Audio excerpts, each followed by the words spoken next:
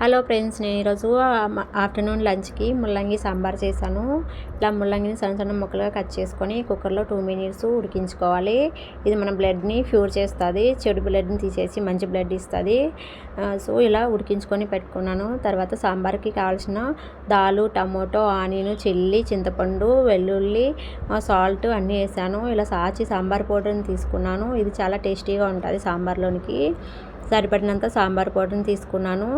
ఇలా చూడండి, మంచి అవన్నీ కలిపి వాటర్ యాడ్ చేసుకొని 5 మినిట్స్ ఉడికించుకోవాలి. సరిపడినంత వాటర్ని యాడ్ చేస్తున్నాను. మనం ఎంత వాటర్ యాడ్ చేసుకుంటే అంత టేస్టీగా ఉంటుంది సాంబారు.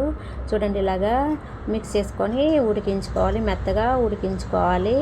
ఇలా మెత్తగా ఉడికించిన సాంబార్ని స్నాప్స్ చేయాలి. ఇలాగ చూడండి, మంచిగా ఉడికింది. ఇలా చూడండి, ఇలాగా మంచి స్మెల్ కూడా వస్తుంది.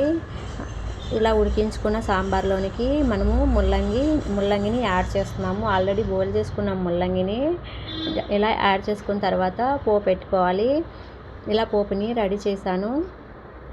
ఇలా పోపుని రెడీ చేసిన తర్వాత సాంబార్ని ఇందులోనికి మిక్స్ చేయాలి. చూడండి, ఇలా మిక్స్ చేసిన తర్వాత ఇది 5 మినిట్స్ బాయిల్ చేసుకోవాలి. మీరు ఎవరైనా మా ఛానల్ సబ్స్క్రైబ్ చేయండి, లైక్ చేయండి. సబ్స్క్రైబ్ చేసుకోకపోతే చేసుకోండి. ఇలా చూడండి, ముల్లంగి సాంబారు మంచిగా స్మెల్ వస్తుంది. అంతా మిక్స్ చేసిన తర్వాత 5 మినిట్స్ ఉడికించుకోవాలి.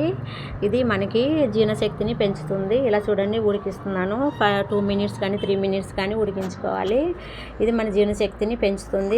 ఆకలి లేకపోతే జీర్ణశక్తి క్లియర్ చేస్తుంది అన్నమాట. ఇది బ్లడ్ని కూడా ప్యూర్ చేస్తుంది. మేము 1 వీక్లో వారానికి ఒకసారి కంపల్సరీ ఇలా ముల్లంగితోటి సాంబారు చేస్తుంటాను. చూడండి, ఫైనల్గా సాంబారు రెడీ అయిపోయింది. ఇది రైస్లోనికి తింటే చాలా బాగుంటుంది. మనకి జీర్ణశక్తి కూడా బాగా పనిచేస్తుంది.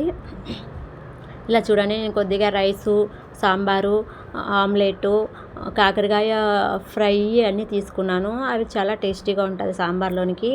ఇలా మాది మధ్యాహ్నం లంచ్ ఇలా చేసాము సాంబార్ తోటి.